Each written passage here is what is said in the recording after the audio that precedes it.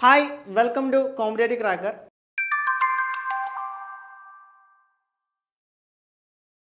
So നമ്മുടെ RRBയുടെ exam തീർച്ചയായിട്ടും നമുക്ക് ഉടനെ തന്നെ പ്രതീക്ഷിക്കാം. വളരെ ചുരുങ്ങിയ സമയം മാത്രമേ ഇനി നമ്മളുടെ കൈകളിലുള്ളൂ. നിങ്ങളുടെ പ്രിപ്പറേഷൻ്റെ ആ ഒരു വേഗത കൂട്ടേണ്ട സമയം തന്നെയാണ് ഇനിയുള്ള ടൈം എന്ന് പറയുന്നത്. അപ്പോൾ നമുക്ക് ഈ ഒരു സെക്ഷനിൽ RRB എക്സാമിന് ചോദിച്ച സയൻസിൽ നിന്ന് ചോദിച്ച കുറച്ച് പ്രീവിയസ് ഇയർ ചോദ്യങ്ങൾ നമുക്ക് ഡിസ്കസ് ചെയ്യാം. സോ നമുക്ക് നേരെ എന്ത് ചെയ്യാം, ക്ലാസ്സിലേക്ക് കടക്കാം. ഓക്കെ, നമ്മുടെ ഒന്നാമത്തെ ചോദ്യം എന്ന് പറയുന്നത് നോക്കിക്കൊള്ളുക, താഴെ കൊടുത്തിരിക്കുന്നവയിൽ ഏതാണ് ഒരു യോജക കല, സംയോജന കല അല്ലെങ്കിൽ യോജക കല ഏതാണ് എന്നുള്ളതാണ് നമ്മുടെ ഒന്നാമത്തെ ചോദ്യം. അപ്പം ആദ്യം മനസ്സിലാക്കി എന്താണ് യോജക കല. പരസ്പരം യോജിപ്പിക്കുകയും കണക്ട് ചെയ്യുകയും അതേപോലെ താങ്ങായി വർത്തിക്കുകയും ചെയ്യുന്ന കലകളെ നമ്മൾ വിളിക്കുന്ന പേരാണ് യോജക കലകൾ. ഇവിടെ പ്രധാനപ്പെട്ട യോജക കലകൾ ഏതൊക്കെയാണെന്ന് ചോദിച്ചു കഴിഞ്ഞാൽ നമുക്കറിയാം. പ്രധാനപ്പെട്ട യോജക കലകൾ എന്ന് പറയുന്നത് രക്തം, അതേപോലെ അസ്ഥികള്, തരുണാസ്ഥി,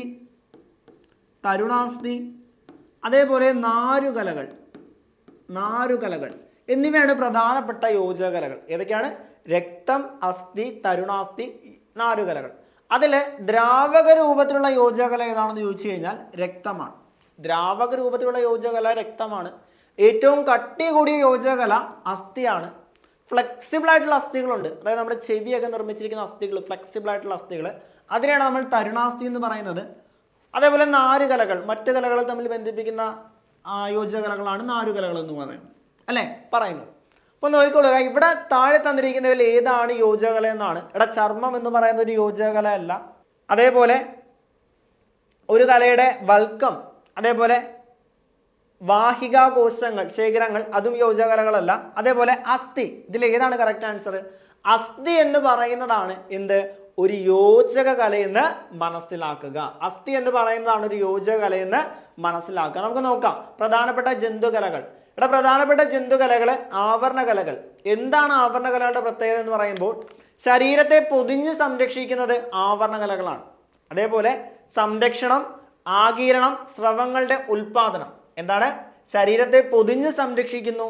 അതേപോലെ സംരക്ഷണം, ആഗീരണം, സ്രവങ്ങളുടെ ഉൽപാദനം. ശരീരത്തെ പൊതിഞ്ഞ് സംരക്ഷിക്കുന്നു, സംരക്ഷണം, ആഗീരണം, സ്രവങ്ങളുടെ ഉൽപാദനം എന്നിവ ചെയ്യുന്നത് എന്താണ്?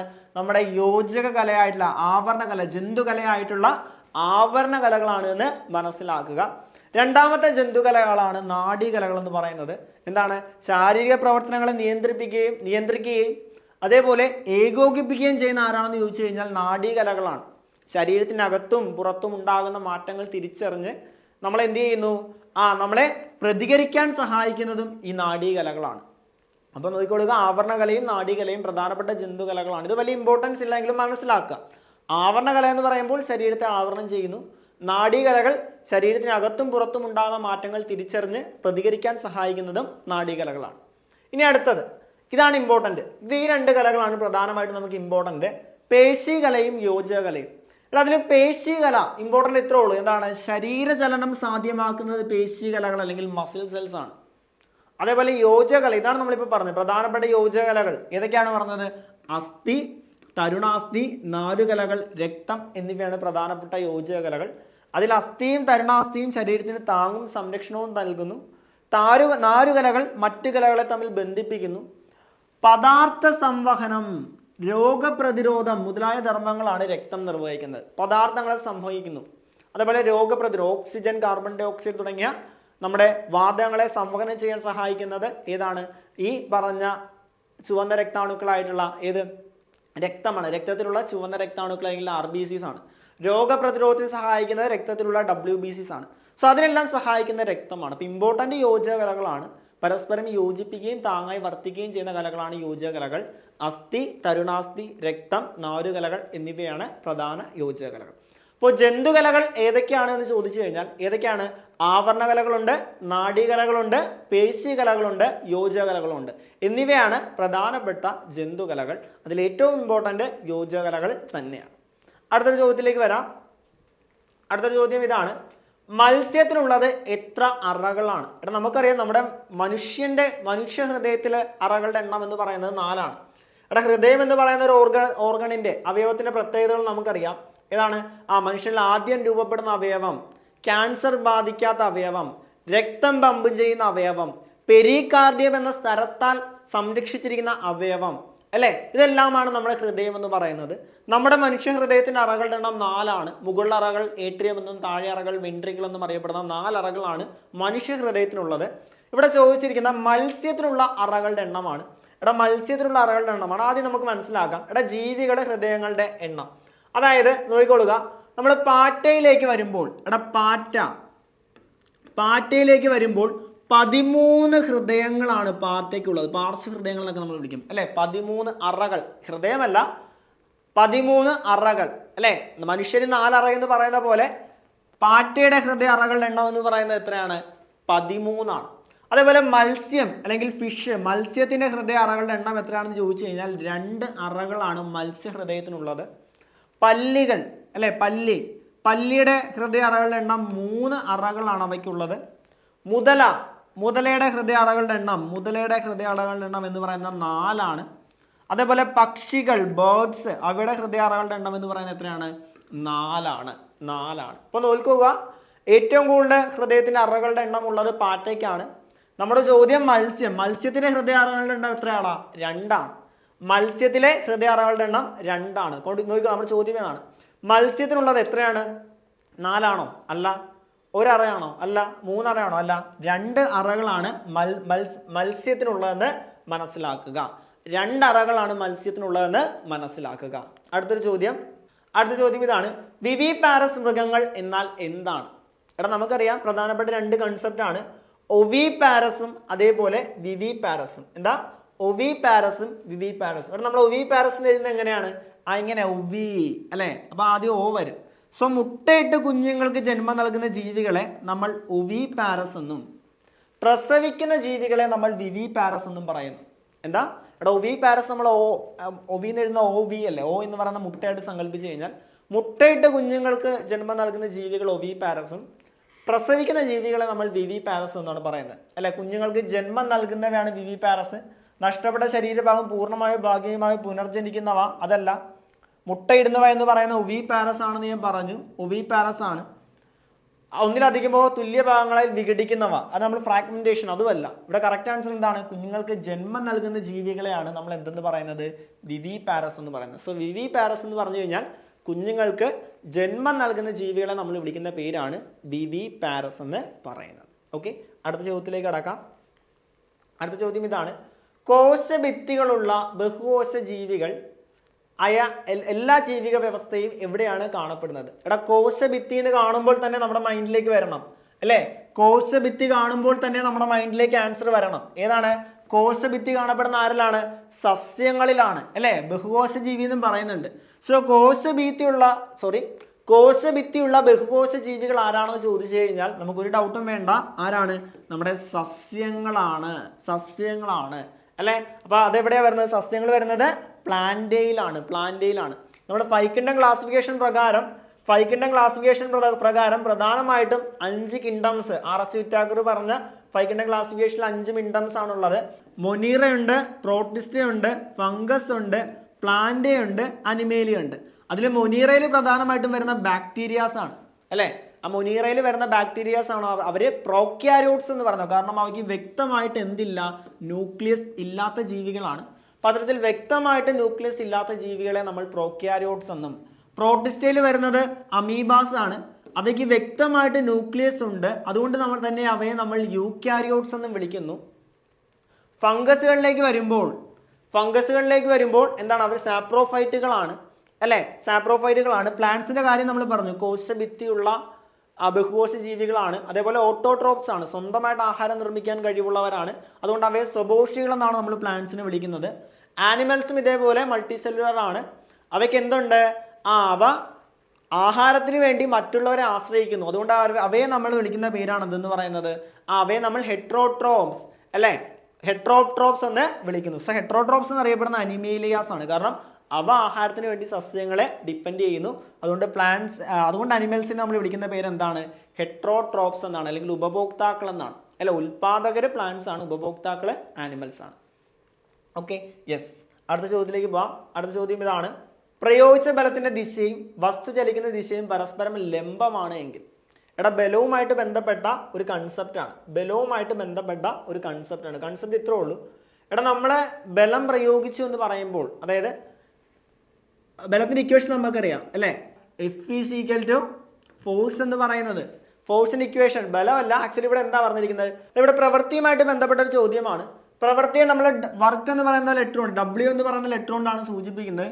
സോ ഡബ്ല്യു എന്ന് പറയുന്നത് പ്രവൃത്തി എന്ന് പറയുന്നത് ഫോഴ്സ് ഇൻറ്റു ഡിസ്പ്ലേസ്മെന്റ് ആണ്. എഫ് ഇൻറ്റു എസ് ആണ് പ്രവൃത്തിയുടെ ഇക്വേഷൻ എന്ന് പറയുന്നത്, ഫോഴ്സ് ഇൻറ്റു ഡിസ്പ്ലേസ്മെന്റ്. അതായത് ഓർക്കുക, എടാ ബലം കൊടുക്കുന്ന ഡയറക്ഷനിൽ തന്നെ, ഫോഴ്സ് കൊടുക്കുന്ന ഡയറക്ഷനിൽ തന്നെ ഡിസ്പ്ലേസ്മെന്റ് ഉണ്ടാകുവാണ് എങ്കിൽ, ഫോഴ്സ് കൊടുക്കുന്ന ഡയറക്ഷനിൽ തന്നെ ഡിസ്പ്ലേസ്മെന്റ് ഉണ്ടാകുവാണ് എങ്കിൽ അതിനെ നമ്മൾ പോസിറ്റീവ് വർക്ക് എന്ന് പറയുന്നത്, അല്ലെങ്കിൽ പോസിറ്റീവ് പ്രവൃത്തി എന്നും. ഇനി ബലം കൊടുക്കുന്നതിൻ്റെ ഓപ്പോസിറ്റാണ് ഡിസ്പ്ലേസ്മെന്റ് ഉണ്ടാകുന്നതെങ്കിൽ അത് നെഗറ്റീവ് വർക്ക് എന്നും. ബലം കൊടുക്കുന്നതിന് പെർപെൻഡിക്കുലറായിട്ടാണ് ഡിസ്പ്ലേസ്മെന്റ് ഉണ്ടാകുന്നതെങ്കിൽ അതിനെ നമ്മൾ സീറോ വർക്ക് എന്നും പറയുന്നു അല്ലെ. 3 കണ്ടീഷൻ. എടാ ഞാൻ അതായത് ഒരു വസ്തുവിനെ ഞാൻ അങ്ങോട്ട് തള്ളി, ആ വസ്തു അങ്ങോട്ട് തന്നെ ഡിസ്പ്ലേസ്മെന്റ് ഉണ്ടാകുന്നുവെങ്കിൽ അതെന്താണ്, പോസിറ്റീവാണ്. ഇനി നെഗറ്റീവ്, ഞാൻ ബലം കൊടുക്കുന്നതിൻ്റെ ഓപ്പോസിറ്റാണ് ഡിസ്പ്ലേസ്മെന്റ് ഉണ്ടാകുന്നത്, ആ ഒരു കണ്ടീഷൻ നെഗറ്റീവ് എന്ന് പറയും. അതെങ്ങനെ ബലം കൊടുക്കുന്നതിന് ഓപ്പോസിറ്റ് ഡിസ്പ്ലേസ്മെന്റ് ഉണ്ടാകുന്നത്? നമ്മൾ ഇത് നോക്കി, ഒരു കിണറ്റിൽ നിന്ന് നമ്മൾ വെള്ളം കോരുകയാണ്. കിണറ്റിൽ നിന്ന് ഞാൻ വെള്ളം കോരുമ്പോൾ ഞാൻ ബലം കൊടുക്കുന്നത് മുകളിലേക്കാണ് അല്ലേ, വസ്തുവിന് ഡിസ്പ്ലേസ്മെന്റ് ഉണ്ടാവുന്നതും എന്താണ്, മുകളിലേക്കാണ്. അപ്പോൾ അത് പോസിറ്റീവാണ്. ഇനി ആ ഒരു കണ്ടീഷൻ തന്നെ തിരിച്ച് ചിന്തിച്ചേ, അതായത് കിണറ്റിൽ നിന്നൊരു കപ്പി ഉപയോഗിച്ചാണ് ഞാൻ വെള്ളം കോരുന്നത്. അപ്പോൾ ഞാൻ കൊടുക്കുന്ന ഫോഴ്സ് എന്ന് പറയുന്ന താഴേക്കാണ്, വസ്തുവിനുണ്ടാകുന്ന ഡിസ്പ്ലേസ്മെന്റ് മുകളിലേക്കാണ്. താഴേക്ക് ഫോഴ്സ് കൊടുക്കുന്നു, ഡിസ്പ്ലേസ്മെന്റ് മുകളിലേക്ക് ഉണ്ടാകുന്നു അല്ലെ. ബലം കൊടുക്കുന്നതിന് ഓപ്പോസിറ്റ് ഡിസ്പ്ലേസ്മെന്റ് ഉണ്ടാകുന്നു, അതാണ് നെഗറ്റീവ് പ്രവൃത്തി എന്ന് പറയുന്നത്. കൺസെപ്റ്റ് ക്ലിയർ അല്ലേ? ബലം കൊടുക്കുന്ന ഡയറക്ഷനിൽ തന്നെ ഡിസ്പ്ലേസ്മെന്റ് ഉണ്ടാവുകയാണെങ്കിൽ പോസിറ്റീവും, ബലം കൊടുക്കുന്നതിന് ഓപ്പോസിറ്റ് ആണ് ഡിസ്പ്ലേസ്മെന്റ് ഉണ്ടാവുന്നതെങ്കിൽ നെഗറ്റീവും, ബലം കൊടുക്കുന്നതിന് പെർപെൻഡിക്കുലർ ആയിട്ടാണ് ഡിസ്പ്ലേസ്മെന്റ് ഉണ്ടാകുന്നതെങ്കിൽ അല്ലെ 90 ഡിഗ്രി പെർപെൻഡിക്കുലർ ആണെങ്കിൽ അവിടെ സീറോയുമാണ്. പക്ഷെ അവിടെ എന്താണ് ഇവിടെ കറക്റ്റ് മനസ്സിലാക്കുന്നത്, ഇവിടെ ചോദിച്ചിരിക്കുന്നത് പ്രയോഗിച്ച ബലത്തിന്റെ ദിശയും വസ്തു ചലിക്കുന്ന ദിശയും പരസ്പരം ലംബമാണ് എങ്കിൽ അവിടെ എന്താണ്, അവിടെ ആൻസർ എന്താണ്, പ്രവൃത്തി ചെയ്തിട്ടില്ല എന്നാണ് അവിടെ അർത്ഥമാക്കുന്നത്. അത് പ്രവൃത്തിയുമായിട്ട് ബന്ധപ്പെട്ടതാണ്, അവിടെ പ്രവൃത്തി ചെയ്തിട്ടില്ല. കൊടുക്കുന്ന ഡയറക്ഷനിൽ തന്നെയാണ് മൂവ് ചെയ്തതെങ്കിൽ പ്രവൃത്തി ചെയ്തിട്ടുണ്ട്. കൊടുക്കുന്ന ഡയറക്ഷൻ ഓപ്പോസിറ്റ് ആണെങ്കിൽ നെഗറ്റീവ് പ്രവൃത്തിയാണ്. ബലം കൊടുക്കുന്നു, അതിന് പെർപെൻഡിക്കുലർ ആയിട്ടാണെങ്കിൽ അവിടെ എന്ത് ചെയ്തിട്ടില്ല, പ്രവൃത്തി ചെയ്തിട്ടില്ല എന്നാണ് കൺസെപ്റ്റ് പറയുന്നത്. അതേപോലെ നമ്മൾ തലയിൽ ചുമടുമായിട്ട് പോകുന്ന ഒരാൾ, തലയിൽ ചുമടായിട്ട് പോകുമ്പോൾ നമ്മൾ ഫോഴ്സ് കൊടുക്കുന്ന മുകളിലേക്കും ഡിസ്പ്ലേസ്മെന്റ് ഉണ്ടാവുന്ന നേരെയാണ് അല്ലേ. ഇവിടെ ഫോഴ്സ് കൊടുക്കുന്ന മുകളിലേക്കും ബലം കൊടുക്കുന്ന മുകളിലേക്കും ഡിസ്പ്ലേസ്മെന്റ് ഉണ്ടാവുന്ന നേരെയുമാണ്.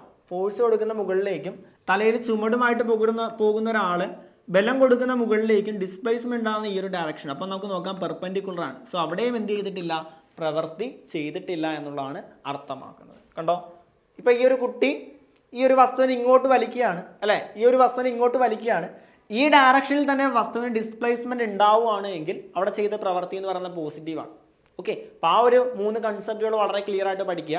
കൺസെപ്റ്റ് അത്രേ ഉള്ളൂ, എന്താണ്, ബലം കൊടുക്കുന്ന ഡയറക്ഷനിൽ തന്നെ ഡിസ്പ്ലേസ്മെന്റ് ഉണ്ടാവുകയാണ് എങ്കിൽ അത് പോസിറ്റീവാണ്. ബലം കൊടുക്കുന്നതിന് ഓപ്പോസിറ്റ് ആണ് ഡിസ്പ്ലേസ്മെന്റ് ഉണ്ടാകുന്നതെങ്കിൽ അത് നെഗറ്റീവാണ്.